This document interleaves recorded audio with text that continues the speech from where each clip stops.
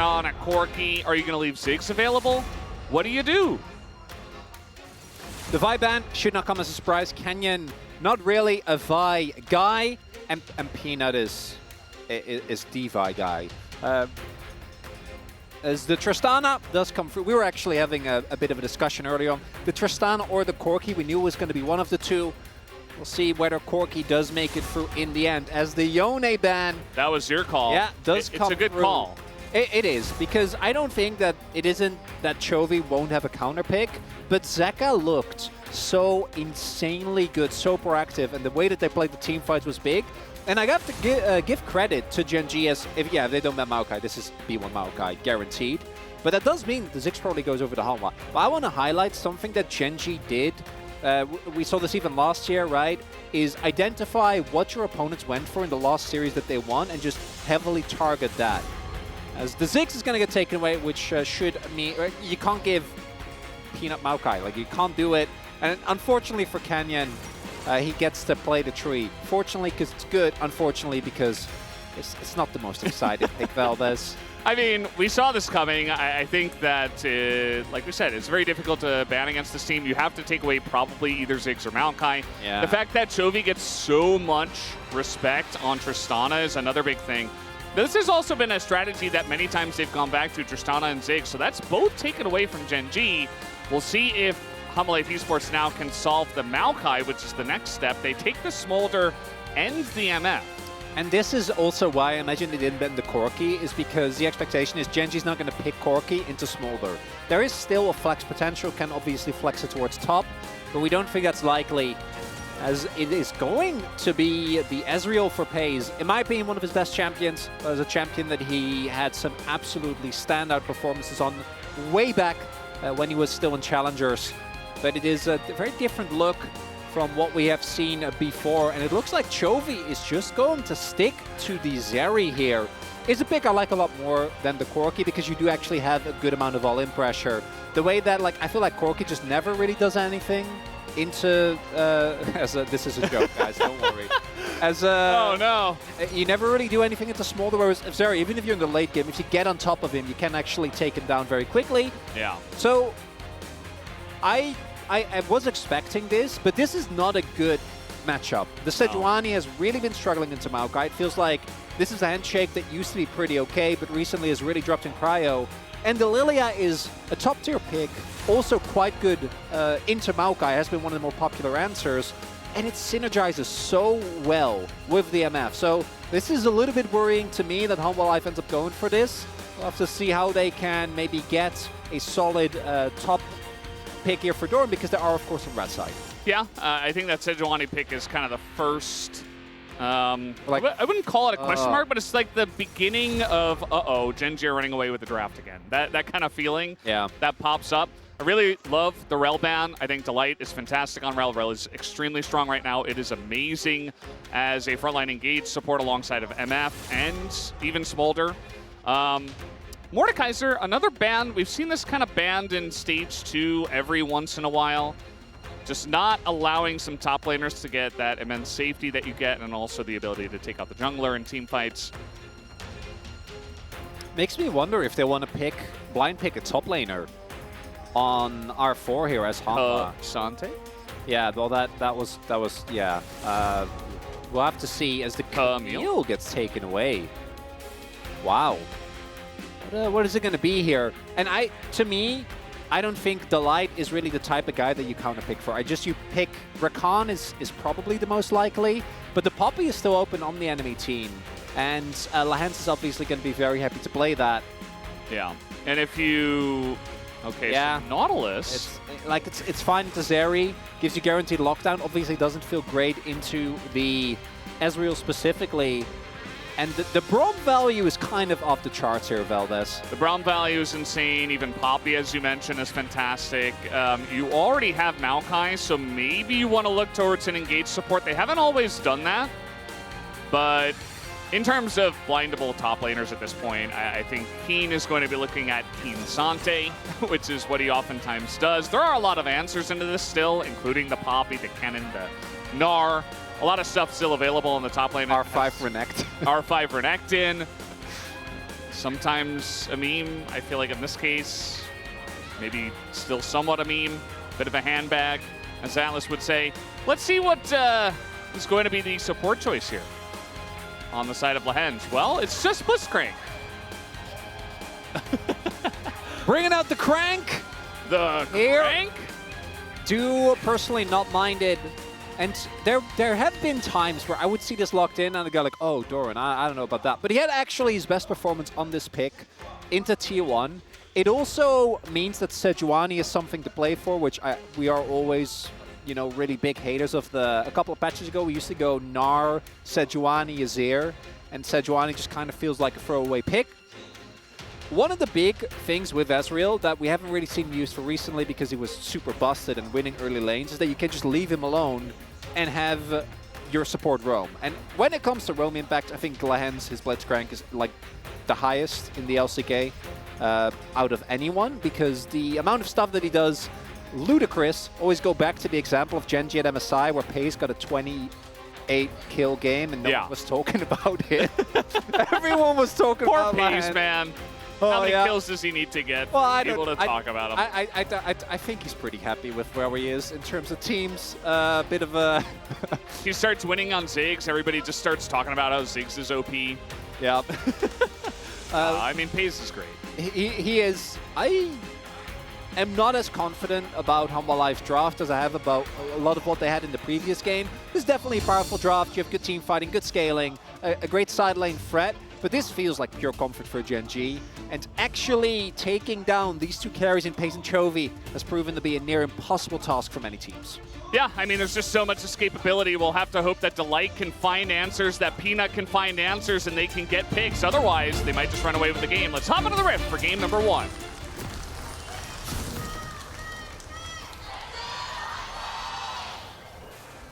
소환사의 협곡에 오신 것을 환영합니다. Here we go, game number 1 of the upper bracket match between these two. Again, for stakes, the winner of this one goes directly to the grand finals. Just straight ticket, they've earned it. They haven't lost anywhere along the way here in playoffs, of course, if they win this. So we'll see if GENG, the expected victor, can pick it up, or will HLE Esports get the upset tonight? As we are taking a look at the level 1s here, Deep Invade coming through from Hanwha, both teams stacking up as 5. Main thing of note is that Pace has actually gone for TP here. This is something we've seen more and more. It started out obviously, oh, they're not going to be able to sweep out that ward. They do know there is a ward somewhere there, which means that Chovy's sweeper not going to get the value right now. So that is a nice win here for Hanwha Life.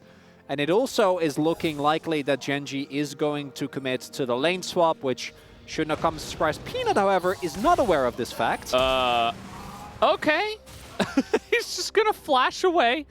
And, I mean, it's not the biggest deal in the world, but especially with the Jax Sejuani, you wanted to get some stuff going. I just feel like in a lane swap meta, it can be a bit rough to expect to get a lot of value out of this combo, especially when GENG are extremely comfortable in lane swaps. We already see one here in game 1. Our space did cover that we've seen more lane swaps than not lane swap games. So this is just the more common thing, even after some of the recent changes.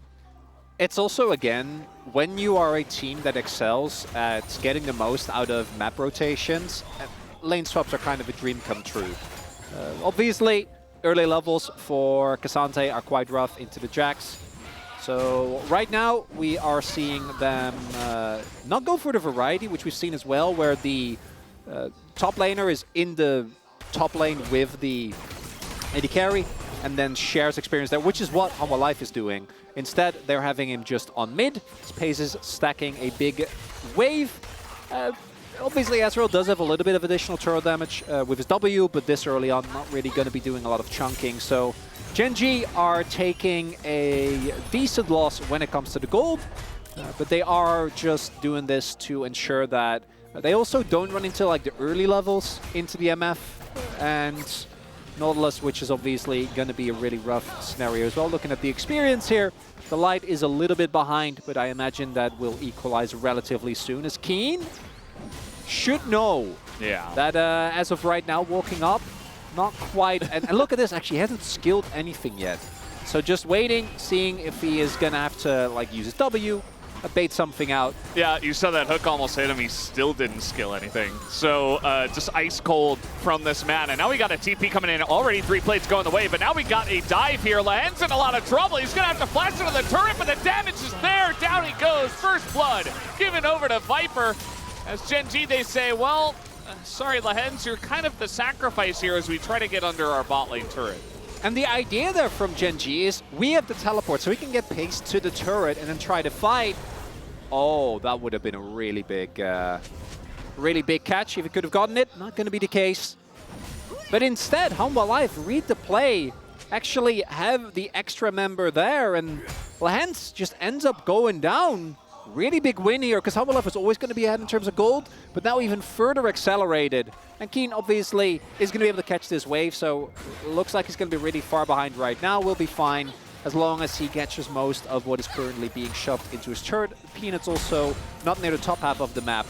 As we take another look, and I think they at some point had spotted Peanut there as well. They should know that he's on the bottom half of the map, so just GENG thinking that they can get, because once you're at the turret, obviously the 3 versus 4 is fine.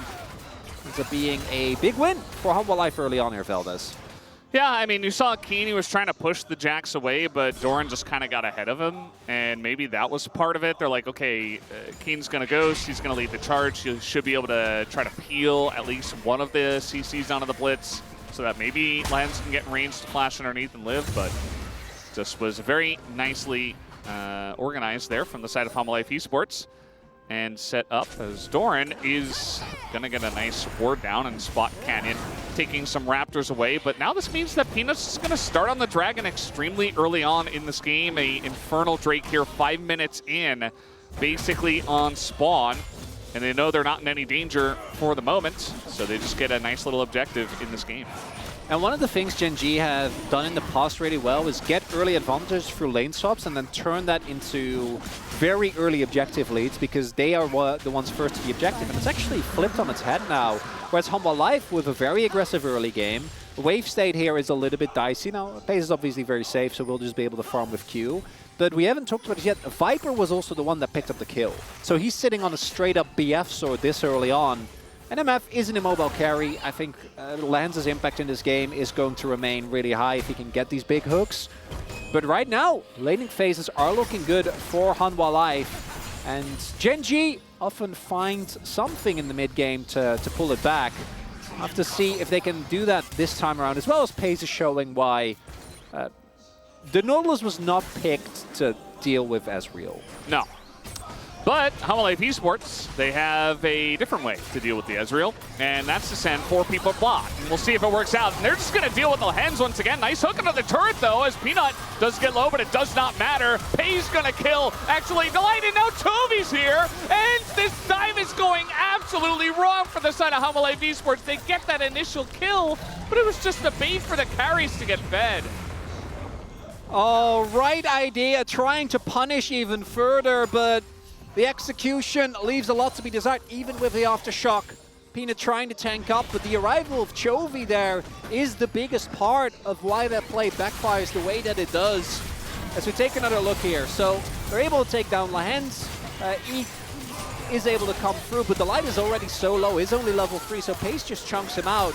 And then the arrival of Chovy, we actually saw Zeka tried to stop him, but it's a level 6 area. Smolder. He's Smolder, so yeah. That doesn't really quite end up working out. But that is a lot of gold back into Pace. And now the gold is basically even again, Valdez. Yeah, and the issue with this that we oftentimes talk about is you got to look where the gold is. I mean, it's on Chovy, who is 2-0 on Zeri 7 minutes into the game. I mean, you can stamp that as a Zeri moment already.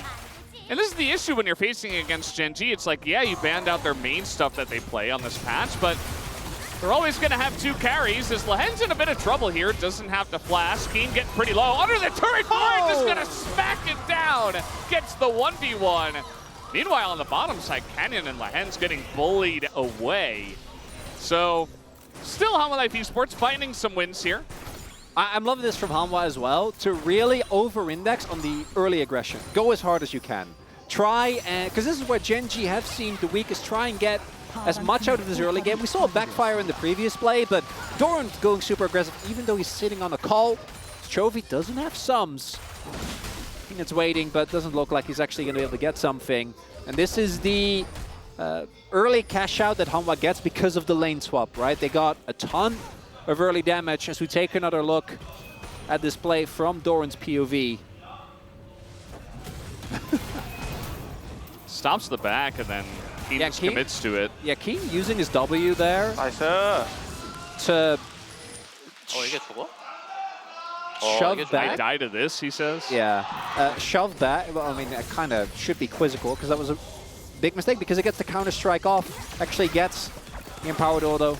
And Doran getting a big solo kill there because that matchup obviously in the long run is always going to be a disaster, but getting these early kills is going to make a big difference because something we haven't talked about yet is that just like in the game that we saw previously where Doran picked Jax, GENG is running a double AD carry comp, and you have Counter-Strike. So there is, of course, I think Ezreal is one of the carries where, yes, it takes him a long time to get through, but you do have a lot of safety. You can just poke with Q.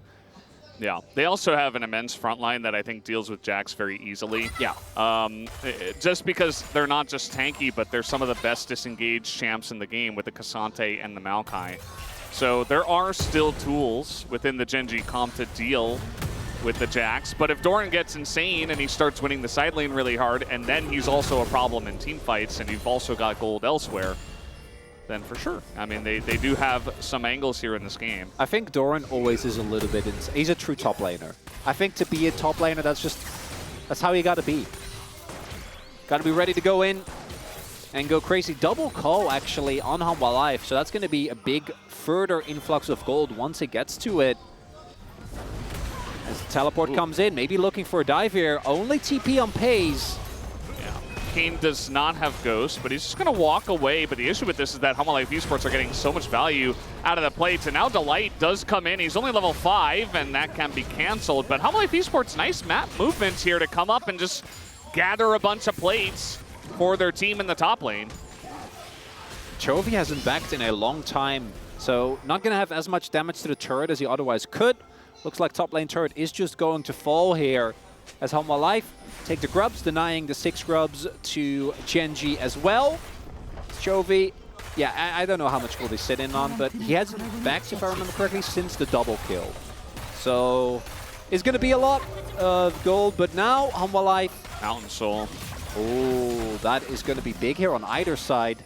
But I think particularly for GENG, it's both really good for you because you have such a heavy front line, but also you're running a double carry composition as opposed to a triple carry. So you are actually going to possibly struggle with doing enough consistent damage if you give over multiple of these to Hanwha Life. I mean, we've seen in the past, you know, Mountain Soul, Jins having like 120 armor and stuff like that. I think when you've got AD carries that build a lot of Bloodthirsters and sometimes defensive items, and plus you've got, you know, a lot of frontliners who would love to have the extra shielding and stats on the side of Hanwha Life Esports, they would just love to begin stacking those up. So wouldn't be surprised to see a lot of these Drakes get pretty feisty in terms of the fights we see around them. But for now, pretty much just map movements and not too much action. In Hanwha Life Esports, they got the top turret. Chovy got some plates and bot. But we're just kind of farming for now. And we've seen GENG in this position many a time before, which is why we're not going to draw any sweeping conclusions just yet. Drake's 1-1. Grubs are even as well. A lot of this is going to come down to how well can the team fights be set up, and also what is GENG going to do about Doran in the side lane? Because post-Triforce, it's going to be even tougher for him to deal with. And it isn't really an easy answer as Chovy is pushing up quite far. They will spot Peanut. That alone should be enough to keep him safe. Canyon's also there and obviously has incredible disengage. But I like that Hanwha Life is continuously poking and prodding, looking for an opening. There's a Peanut actually going for the Locket as well. Really do like that. The extra beefiness, I think, is going to make a big difference into the GENG composition. Yeah, you mentioned the side lane. This is already a problem. He doesn't have Triforce yet. He doesn't have Triforce. Keen is down a level, and essentially he's just a punching bag. I mean, Keen doesn't really do much in a side lane against the Jax, which is, you know, you mentioned it before, the Nautilus, it feels like, oh, okay, well, you got some answers into the Zeri, but more so it's just like, okay, they just want some kind of hard engage for Delight. They don't really care which one because they want to save counter pick for top lane. And, you know, sometimes we see it work out with our top laners. This time it is definitely working out for Home Life Esports in Game 1. We'll see just how far Doran can push the issue, because it's one thing to get a lead and actually, you know, have that lead, but to actually utilize it and really change the game and the way it plays out is another question. There's also still a Blitzcrank in this game, which, oh, thank you. Yeah, yeah, Nautilus is not very tanky right now, so he's just going to have to flash away. He's got a Giant's Belt, and he's not able to proc Aftershock in that case. So Lehens will very happily hook the Nautilus at any time in this mid game. You see the ward that Lehens played in mid as well? That's the type of ward that, as you can see, like, Peanut's not going to see that as easily. It's not going to get swept out than when you just put it over the wall of the river. But it still is going to give you a pretty good estimation and allows you to fish for these hooks. And that Flash Force is going to be enough to get the Herald here for GENG. So Canyon, even Canyon sometimes fails to pick up an eye for a try. Very humbling. We're all human. I mean, it happens to the best of us. And I think that it's very big to just highlight that one little thing. You know, it's like, oh, well, Delight didn't die. It's not that big of a deal. But it really does open up the map now, because GENG, you give them an inch, they'll take a mile. Yes, they're behind 2,000 gold, but they've been in this situation before. I almost feel like it's a comfort zone for them, where they're just like, okay, we're behind. We're just going to make some nice rotations around the map. We're going to get some objectives, little thing here, little thing there, and then all of a sudden they're in the lead. So Home Life Esports, really the onus is on them to continue putting on pressure and continuing to try to solidify their lead and not allowing GENG to come back. Chovy started catching side waves as well, obviously ahead of the clock. Once he picks up this wave, is going to be sitting at what, like 175 CS at 15 minutes, as you would expect. And that 2-item spike is quite big. Don't think it's going to be in time, though, for the Dragon. And for Humble Life, the one issue that they have is that Zeka isn't quite as strong yet as ideally you want him to be. They do have the double cash out on the call. So when it comes to gold, they're looking pretty good. In terms of spikes, we'll have to see. Giving this over for free, I think, is something that you never want to do, and they are definitely moving over. And again, this is talking about them with a gold lead. The main issue is that once Maokai gets set up in a position, especially when paired with Blitzcrank, a single misstep can be enough, and we do see both top laners having TP available as well. Looks like we're going to get a fight for this Drake, Valdez. Yeah, like we said before, the Mountains, Drakes individually, but also the Mountain Soul, very valuable in this game for both teams. So you would imagine they'd fight over it, but at the moment it's just kind of Peanut hanging around. So no TP from Doran yet. I would assume he goes for it, but the Maokai ultimate zones him away, and it goes to Blitzcrank of all people. Peanut's in there alone, and now we got TPs, but the bullet time is huge. But look at this one, pulls Doran into the team, allows him to get a kill and get out. So Keen still not enjoying that matchup, but the Drake did go over to GENG, which I'm sure Home Life Esports not going to be too happy about. Yeah, the Keen Sante, not the best performance so far. It's not quite dragging a cannon into your team, but it's still not great. Crucially though, GENG do get the Dragon. That's the big thing coming out of this, because it buys a lot more freedom when it comes to setting up later objectives. The fact that Doran gets another kill though, gets out with his life, doesn't even need to flash, does mean that this Jax is going to become even more of an issue as we take a look. So GENG try to just turn onto Peanut, but they don't actually have the damage. That was a smite from, like, I don't know, like it was a smite 12, from Peanut. Yeah, 12-25? Yeah, he smited so slightly early that Lehens ulted at the same time, which gave him the kill with like 25 damage. Very funny. Indeed, it's a really big moment, because for Humble Life, that could have been a straight-up win, as we do have Chovy sitting on 2 items, and yet he sees Doran and he's like, I don't want to get too close to that. Yeah.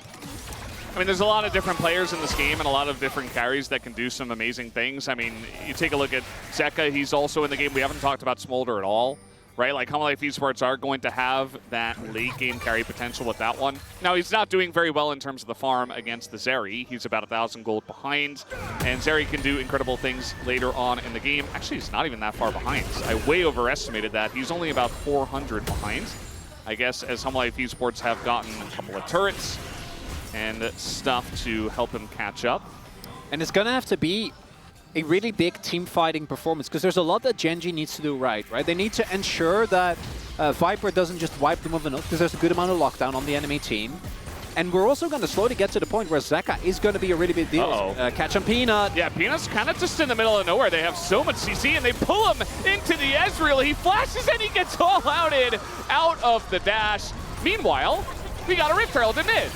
As we're going to do a bit of damage here to this turret, doesn't look like GENG are going to stay, especially because Doran has so much pressure in the side lane. Little redemption moment for Keen there. Has the all-out at the perfect timing. We've seen this interaction a lot. As long as it is actually going through, doesn't matter if you dash, doesn't matter if you flash, you will get caught.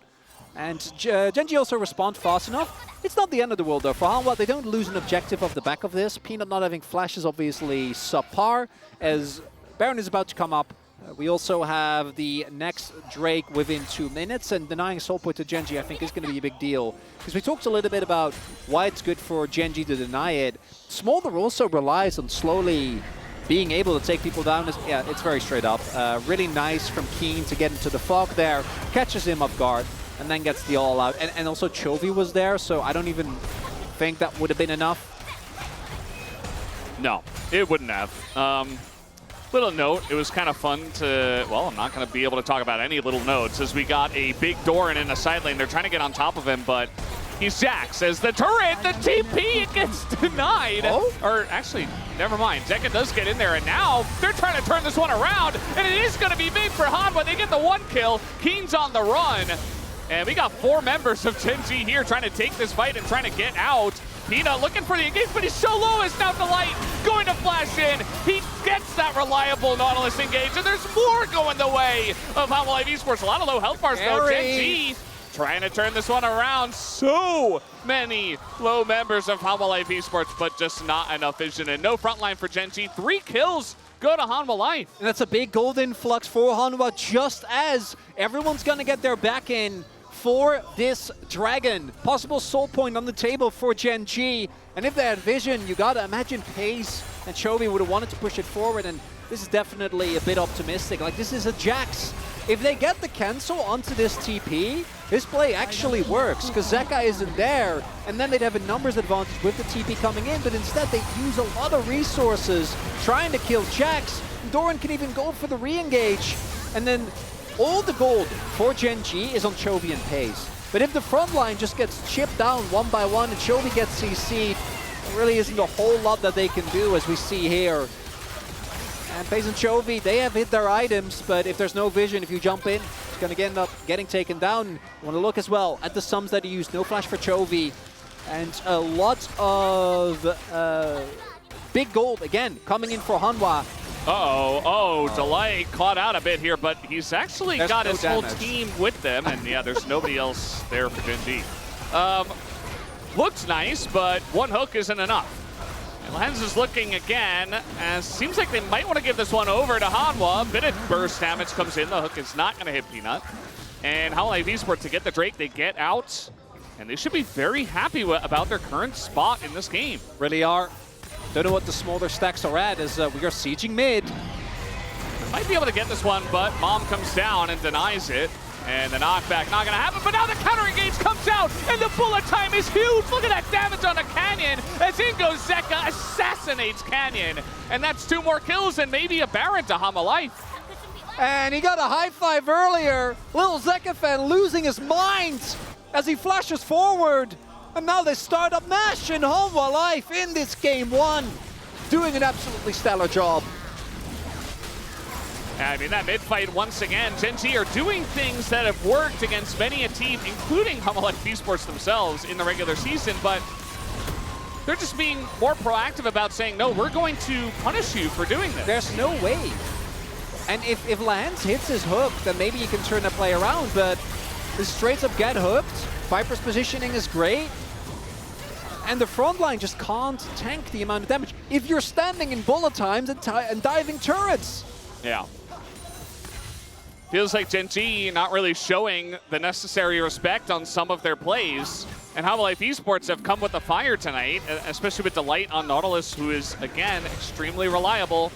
Flashing forward, pressing R on Chovy in the last fight in the bottom lane. This time, jumping forward, gets the hook onto a Blitzcrank, right, to get the fight started. And that's after Maokai ultimate has been used. A lot of times we talk about the Maokai is so strong because, you know, when the Nautilus and the Jax, the Sejuani are coming at you, you just press R, you deny it. But if they're using the Maokai ultimate proactively and essentially wasting it, then it opens up a perfect opportunity for Life Esports to engage. Now the question becomes, how much can Hanwha get with this setup, right? With the Dragon that they got as 222 stacks, Zeka about to become an even bigger problem, even though he's been doing a solid amount of damage, as we saw just now. One of the things that GENG can hold on towards is knowing that they are facing a composition that, outside of the true damage, is going to be mostly AD. So we do see the itemization helps in that regard, but like, look at what Keen has. He has like an Iceborne Gauntlet and like a Warden's Mail. That's not enough. Yeah, he doesn't really exist in this game, unfortunately. The Keen Sante blind pick not working against Doran. And that little sequence of actions in the bottom lane was pretty interesting. They chunked Chovy out, but also then, you know, Canyon just presses R, so nothing's going to happen just yet. But this does give a little opportunity for Life Esports now with Maokai ultimate down to push in the bottom lane. So they need like a crazy hook from Lahens or something. Well, clear the wave with Mom, and I mean, they need an engage. Here we go, the bullet time. Canyon is so tanky, though. They're trying to turn it on a Peanut, but the burn coming out from the Smolder is huge. Peanut getting very low. This Pace really wanted to punish that one. Not going to happen. Keen, again, doesn't really exist. Doran just kind of making this top matchup look extremely one-sided. And now even FaZe can't really stand under this turret. So finally, Life Esports are going to pick up some structures from this Rebel Baron power play. They get the bot inner, they get the mid outer, and they're starting to really surge into the lead now. And GENG, we have often given a lot of credit to their team fighting, but a deficit like this is not something we've seen them in very often. Usually they've been able to find ways to bounce back, and Life is just denying it to them consistently. Again, my big issue as well for GENG is that, especially if Life get more Drakes, I don't think the situation gets better. We're already seeing that it's really hard to get enough damage to get through the front line when Life is the one engaging. And it's going to be increasingly hard to match Doran inside. He's sitting on a 2-level lead over Keen. So Keen's just never going to be able to get to play before Doran does. And Zeka, while I think that he's on, as we said, like he's a little bit behind, but the kill and the assist is going to help in that regard. That doesn't matter that much because he does have his stacks now. He's rapid fire cannon, so he can just start poking away. And the one X factor on this GENG team, which is Lahens, has been having a very rough game of Blitz. Yeah, I mean, he got a couple of nice hooks, but after that, it was kind of just, you know, playing Blitz from behind can be very rough. Yep. He tries to hit a couple of hooks, but then you just die. You know, if you're not getting the hook, you essentially don't exist, right, as Blitzcrank. So I do wonder what GENG are going to do about this. They saw Lahens backing, so it really just comes down to, can they go steal? They're not even going to try. It's another Mountain Drake over to Hanwha Life, who already have about 6,000 gold the lead. And now their carries are really fed, including their third carry, really the X factor of this game, which is Doran. And did I curse him? That is the only question I have. Doran in a lot of trouble. There are 4 members of GENG in the bottom lane trying to predict the flash here. Doran, though, cannot flash the Twisted Advance, and it's a shutdown and a ton of gold to Chovy.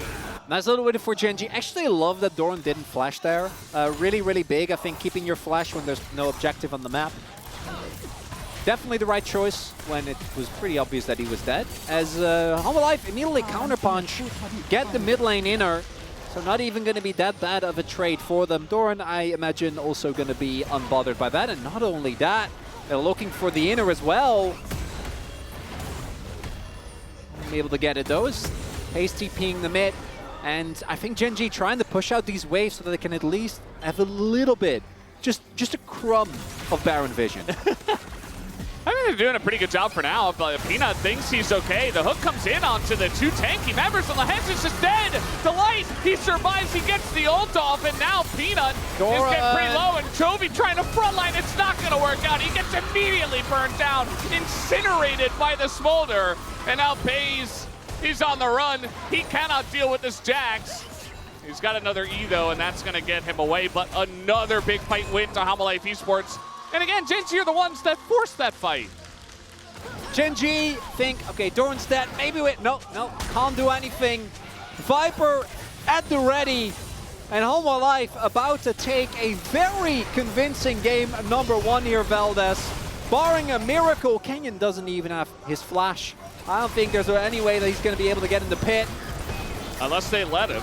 But yeah, the light's going to come in. That's a kill onto Doran. But it's just one kill. The Red Bull Baron power play here for the side of Hanwha Life Esports going to be much, much better. Maybe to get this mid-inner, you know, it's an objective bounty for GENG. We don't see those too often. Let's take a look at this fight once again. So we have an attempted setup, but like you're going into the front line. Well, Viper is right there. And if they like immediately blow up this fight, then maybe it's enough. But they try to use the window where Doran was dead. But Doran wasn't dead for very long, as we can see, because he's in the fight very early on. Yeah. Does get caught off guard here by Pace, who does still do a lot of damage. Just doesn't have a lot of space. As another Baron buff gonna go the way of Hanwha Life, and you gotta imagine, Veldis, this time around, inhibitors are sure to fall, which, look at the timing. 2 minutes left on that Rebel Baron power play. 2 minutes for the Mountain Drake. GENG looking very likely to go down 0-1 here in our initial, or in our upper bracket, rather, here between the two. Yeah, and again, like we said before, the stakes are huge. Hanwha Life Esports, if they win this one best-of-5, they go directly to the grand finals. Same for GENG. But right now, today, so far, Hanwha Life Esports have looked like the better team. The team fight setups have been better. GENG have been reaching, it feels like. They say, oh, we're behind, but we can still win this. But that has been proven wrong many a time in this game. And let's see, an ult comes in on the cannon. He's a Maokai, but it doesn't matter. They just have way too much damage, and the Maokai ultimate does come out, but they're not going to have any follow-up after that, and they don't deny the kill on the cannon either. Also, wouldn't mind a smolder ban if in the next game, because that pick, look, the front line, yes, they were already behind, but you're playing it at full AD, and it just doesn't matter, and Hanwha Life about to end it here. Yeah, they're trying to do exactly that. Doran able to frontline at this point. He is just so tanky and so far ahead. As they're going to take out the one Nexus turret. They need another wave before they do actually get in and finish the job. But with the Mountain Drake up and the Mountain Soul available in 30 seconds, they're just going to try to back and go for that. Top inhib, now down. And a final stand, I think, about to be attempted here by GENG. If you give over this Drake, it's game. Let's be honest, we're pretty close to game over territory, gang. It's a 9k gold deficit. We'll see. 4th item spikes are done for the carries. I just don't think it matters. Zeka, oh, love the Leandris as well, making these already paper thin frontliners feel like they're worth even less, as Chovy desperately wants to clear this top side wave so that he can TP towards the play. Lens is trying to be his they can also just run mid. They can just give this up. Yeah, true. They would want to. But Hanwha Life Esports, they say, no, we're very far ahead. We can chip damage with the Smolder. Doran's got a fantastic angle, and the Sedge ultimate doesn't do much, but now it's just a flip. Chovy is in the pit. It does go the way of Hanwha Life Esports, though. They get the soul. Pays in a lot of trouble. Down will go Maokai. Down will go Lehens. And the wallets are just too heavy, as there's the execution. 4 kills for Hanwha Life alongside of that Mountain Soul. And they're going to be looking to put the cap on this game #1. A standout game here from Hanwha Life. Start off with the early aggression. Never let GENG get to those team fights where they are so strong. And in this first game, the prep from Humble Life very clearly working out, and the form that we already saw against T1 is continued. That it is, game number 1, easily into the hands of Humble Life Esports. Their opponents, 0-4, 0-5, 0-6 score lines did turn into a not very close game after the mid game was highly dominated by Humble Life Esports. Just a couple of team fights that went heavily in their direction, and they were able to snowball very quickly out of control. And we'll have to wait and see if GENG have an answer or if Humble Life are going to begin their upset streak here in this upper bracket match. Definitely a great game from Humble Life. I think we also saw a lot of stuff that Humble Life, GENG is going to clean up in game number 2, right? I think a lot of the engages in particular felt like, oh, we can get away with this. We've done this a million times, and that just wasn't the case. Lens and Canyon, often the most praised point, incredibly strong mid-jungle support and jungle duo. This game, nowhere to be seen. Lots of upfront burst. Viper ends up topping the damage chart, but it really felt like Humble Life, with a draft that we were like, okay, can work, but the execution was amazing. And you know, there was the one moment early on where they had the play that backfired. Outside of that, supremely clean gamer in game number 1. Yep, absolutely. Humble Life Esports, a dominant victory in this first game. Now we'll just have to wait and see if they can tally 2 more and maybe get the victory here in this series. A great start for them. But we'll have to see after the break, guys. We'll take a break and have the space. We'll be right back.